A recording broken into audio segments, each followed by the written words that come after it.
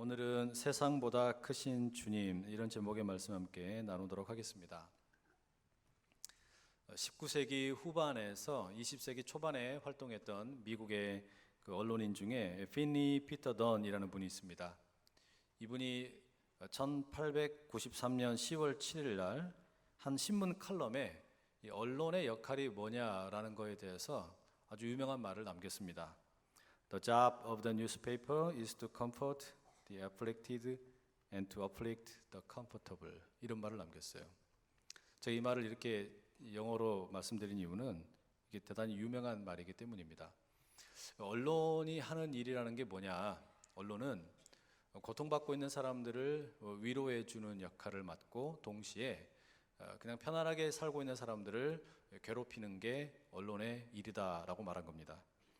후에 이 유명한 말을 많은 실학자들이 하나님이 어떤 분이냐라는 것을 말할 때 인용해서 사용하곤 했습니다. 하나님이 어떤 분이냐? 하나님께서는 고통받고 있는 자들을 위로하시는 분이고 또 한편으로는 그냥 편안하게 있는 사람들을 괴롭히시는 분이다라고 말한 겁니다. 그럼 여러분, 우리가 지금 이 요한일서를 읽어가면서 하나님과의 사귐이나 또는 친밀한 교제에 대한 이야기를 계속해서 나누고 있는데, 이 하나님과의 사귐과 교제라는 것이 어떤 것이겠습니까?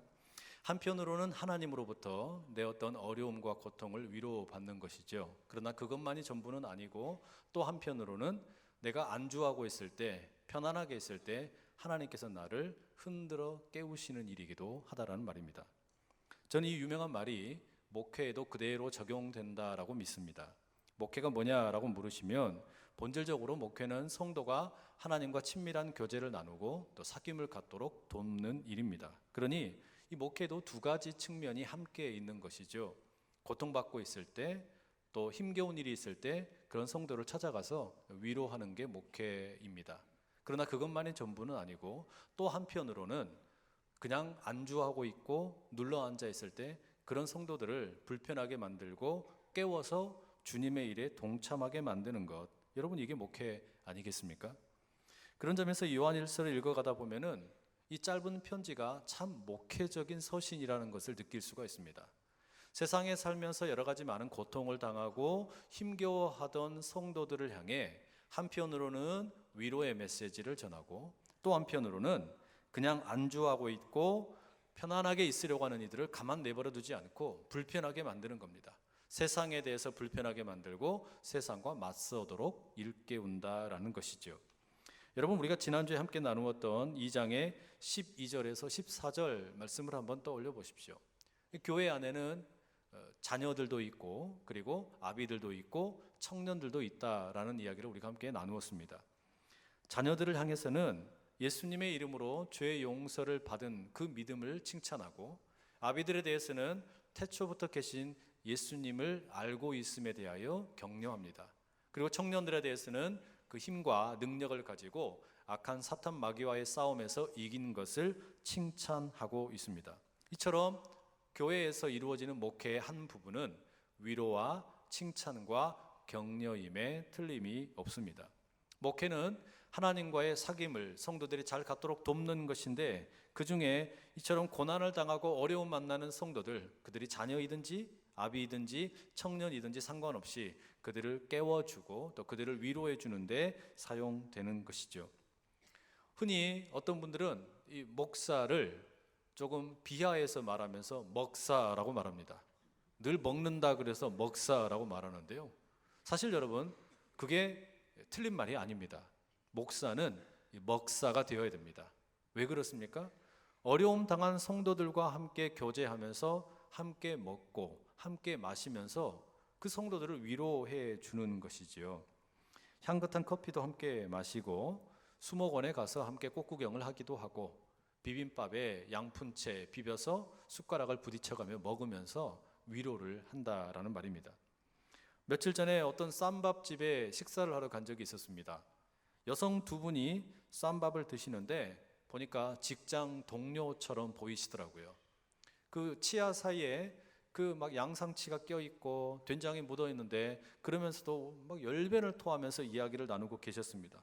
들으려고 들은 게 아니라 목소리가 너무 커가지고 듣기 싫은데 다 들은 거예요. 근데 그 내용의 주제가 뭐였냐면 다른 동료에 대한 불만을 토로하고 있었습니다. 이분들이 고기만 쌈 싸 먹는 게 아니라 직장 동료까지 함께 쌈 싸 드시고 계셨습니다. 그렇게 여러분 서로 먹으면서 위로하고 위로받고 있더라는 말이죠. 이게 목회예요. 그런데 이게 전부는 아닙니다. 동전에 앞면이 있고 뒷면이 있듯이 목회 뒷면, 또 하나님과의 친밀한 사귐과 교제에 또 다른 면이 있다라는 것이죠. 그게 뭡니까? 편안하게 있고 싶은 성도들을 자꾸 괴롭히는 거예요. 그냥 가만히 내버려 두지 않는 겁니다. 그게 오늘 본문에 나오는 목회적인 권면이라고 할 수 있습니다. 15절 말씀에 이렇게 기록되어 있죠. 이 세상이나 세상에 있는 것들을 사랑하지 말라. 누구든지 세상을 사랑하면 아버지의 사랑이 그 안에 있지 아니하니. 세상을 사랑하지 말라고 말하고 심지어는요 세상에 있는 것 가운데 아무것도 사랑하지 말라고 말합니다. 이거 대단히 강한 금지이지요. 불편한 말씀입니다. 조금 안주하고 싶은데 세상과 함께 조금 편안하게 있고 싶은데 그렇게 하지 말라라는 겁니다. 세상과 그렇게 타협하지 말라라는 거예요. 왜 이렇게 불편한 말씀을 지금 사도 요한이 설교하고 있습니까? 세상이 어떤 곳이기에 세상을 좀 사랑하면 안 됩니까? 왜 이렇게 금지시키고 있는 것일까요? 사도 요한, 그리고 사도 요한이 요한복음과 요한 1, 2, 3서에 걸쳐서 이 세상에 대해서 이해하는 내용을 가만히 살펴보면 그 이유가 짐작이 됩니다. 요한복음 1장 10절에 이런 말씀이 나오죠. 그가 세상에 계셨으며 세상은 그로 말미암아 지은 바 되었으되 세상이 그를 알지 못하였고.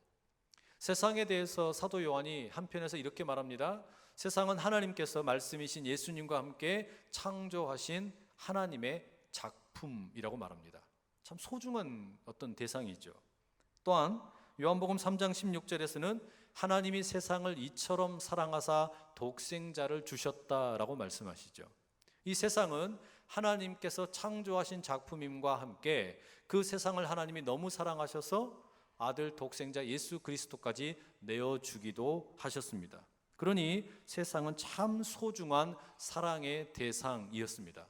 근데 문제는 하나님께서 이렇게 많은 사랑을 부여해 주셨음에도 불구하고 세상이 하나님을 거절하는 것입니다. 하나님이 보내신 분 예수 그리스도를 세상이 거절했지요.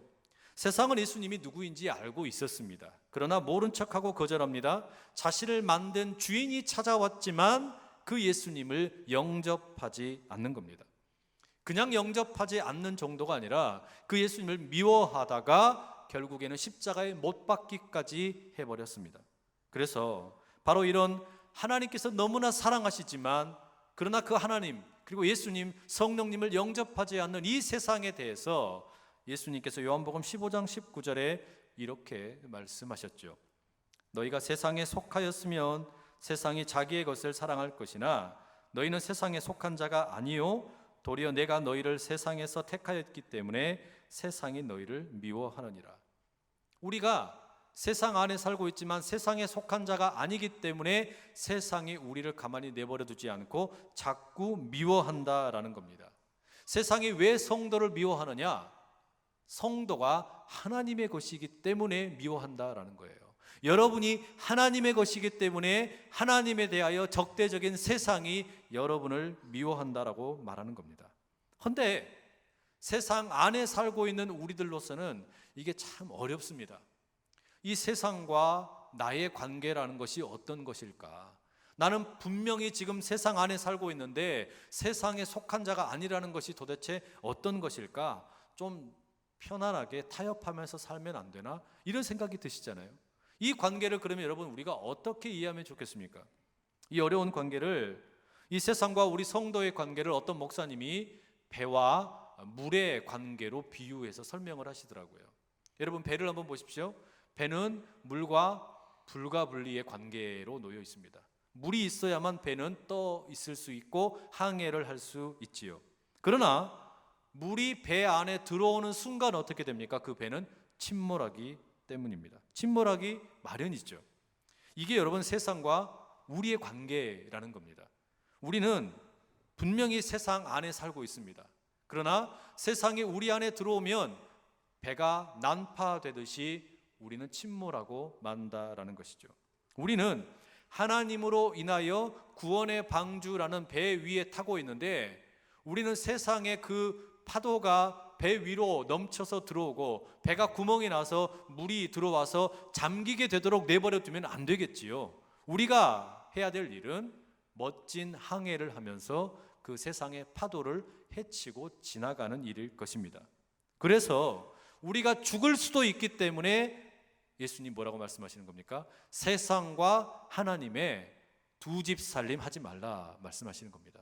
두 집 살림 하려고 꿈도 꾸지 말라라는 겁니다. 얼렁뚱땅 신앙생활 하려고 하지 말라라고 말씀하시는 겁니까? 세상을 사랑하면 안 되나요? 세상에 속한 것들을 사랑하면 안 되나요?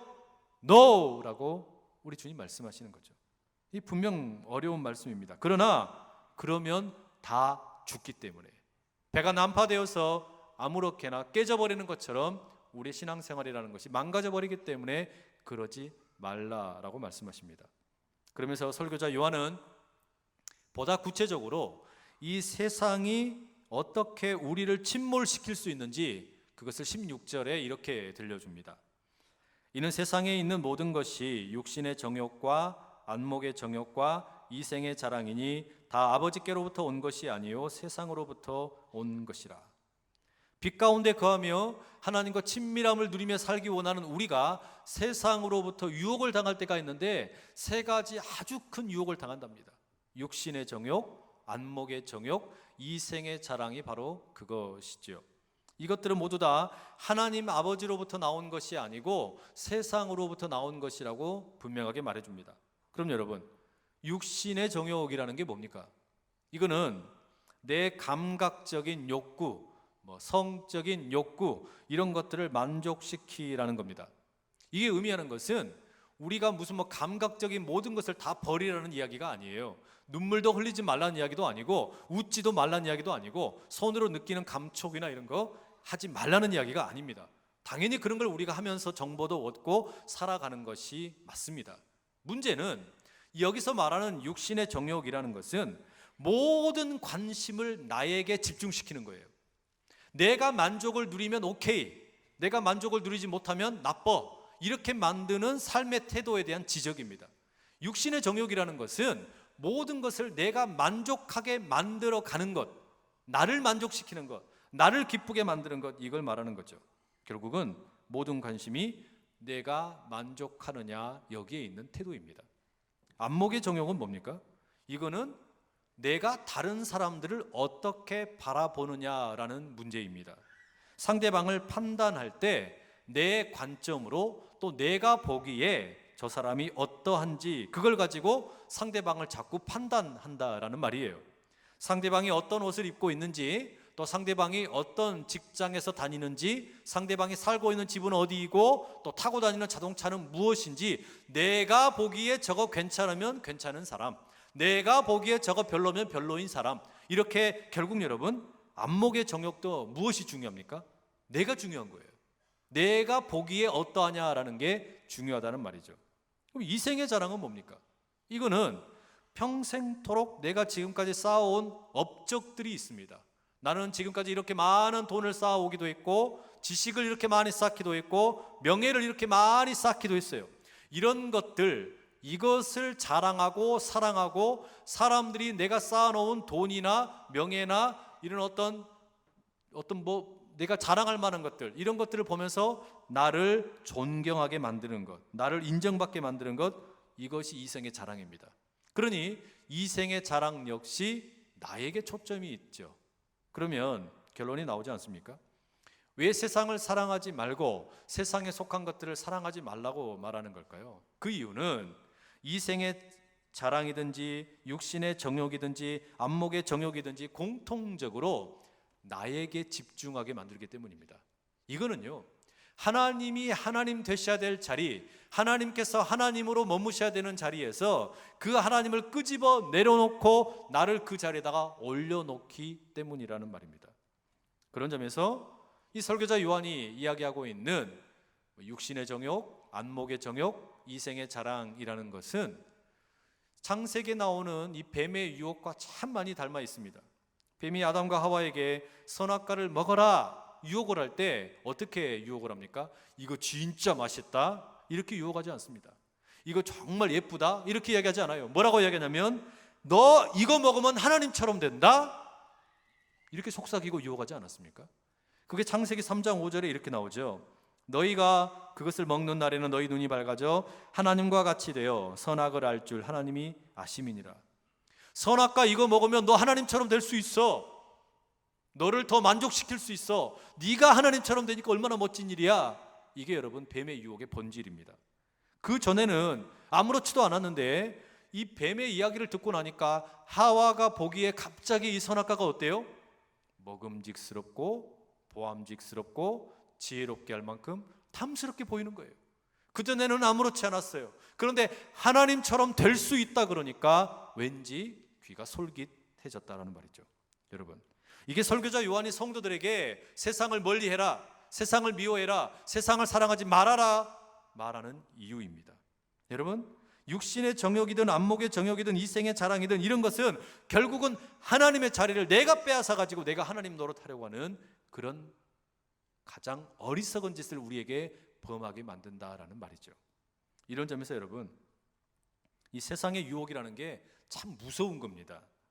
무슨 무서운 뿔을 달고 위협하는 그런 귀신이기 때문이 아니에요. 무슨 뭐 사탄이나 마귀가 칼을 들고 와서 우리를 위협하기 때문이 아닙니다.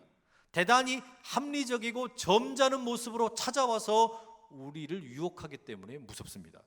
나를 존중해라, 또 나를 사랑해라 이렇게 속삭이고 찾아오는 겁니다. 이게 나쁜 말이 아니잖아요. 나를 존중한다라는 거, 나를 사랑한다는 거, 이게 대단히 좋은 말처럼 들립니다. 그런데 그 속에 비수가 숨어 있습니다. 무엇입니까? 우리가 하나님처럼 되어서 하나님 없이 살 수 있다라고 말하는 것이죠.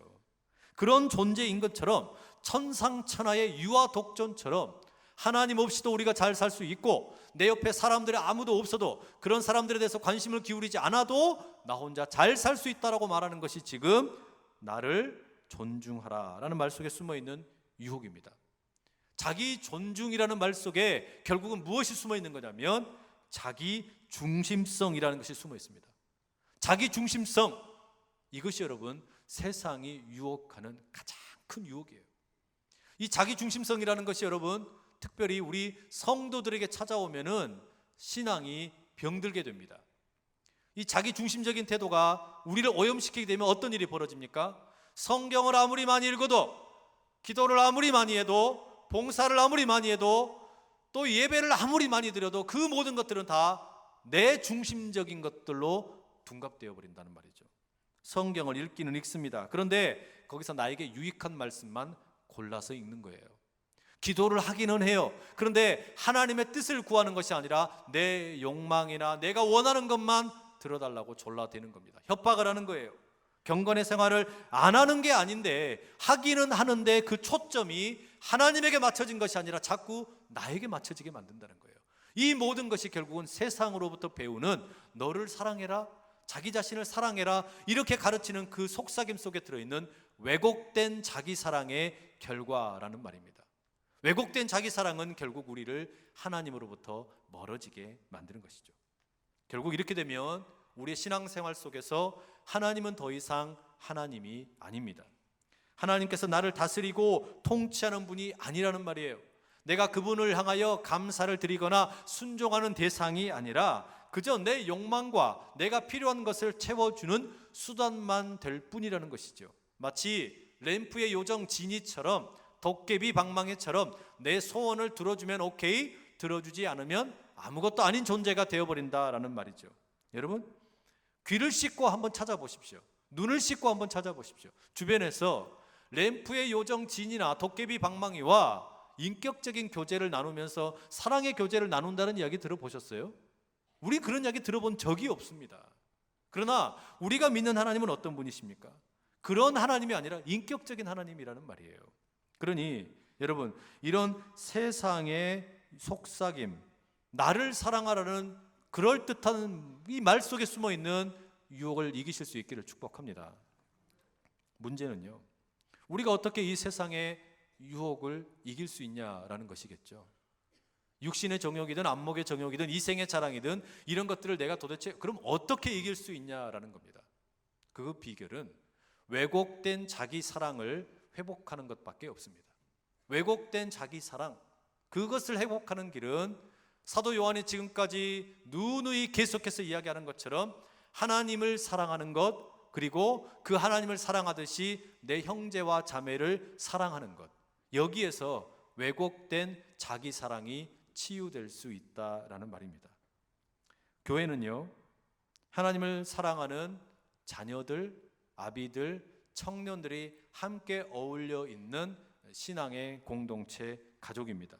그리고 이 가족 공동체와 같은 교회에서 우리는 서로가 부족한 부분이 있어도, 모자람이 있어도 사랑하는 법을 배우며 살아가고, 또한 상대방을 통해서 내가 전에 알지 못했던 하나님을 배우게 되곤 합니다.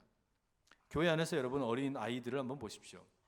우리가 이 아이들에게서 뭔가 배울 게 있겠습니까? 배울 게 하나도 없을 것처럼 보이지만 어린 아이들로부터 우리는 천진난만한 믿음, 순진한 믿음이 무엇인지를 배우게 됩니다.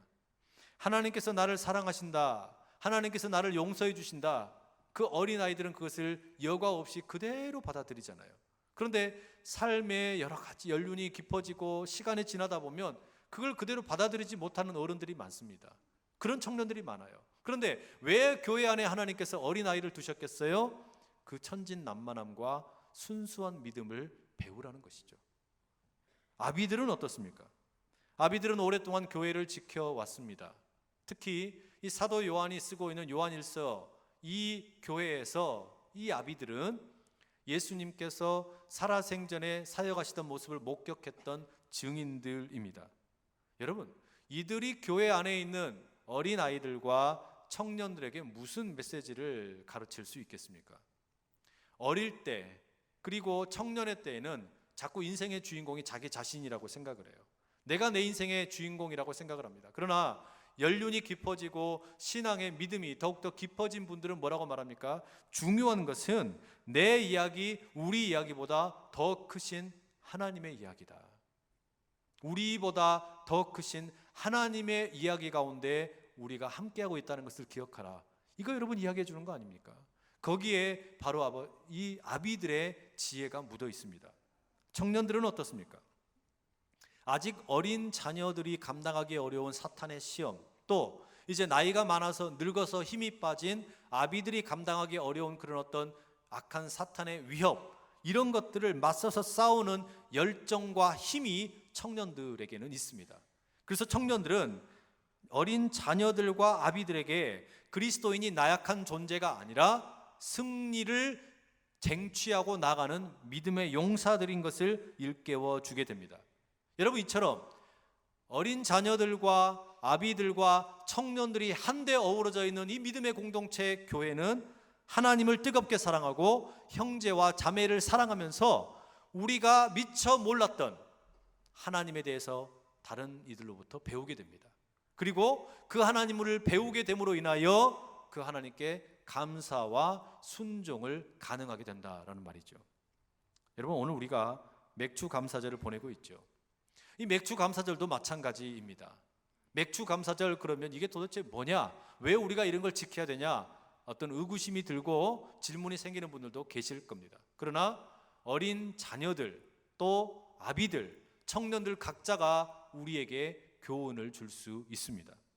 본래 맥주 감사절의 의미는 처음 열매를 하나님으로부터 받아서 이제 다시 드리는 시간입니다. 모든 첫 번째 것은 하나님의 것이라는 믿음을 표현하는 것이지요. 이 부분을 드림으로 전부가 다 하나님의 것이다 라고 말하는 겁니다. 그런데 여러분, 이 첫 열매를 드린다라는 게 쉽겠습니까? 첫 열매 드린다는 거 여러분 절대로 쉬운 일이 아닙니다. 이제 배고픈 시기를 견뎌내고 처음으로 추수를 해가지고 첫 열매를 거두었는데 그것을 하나님께 드려버리면 배고픈 가족은 어떡합니까?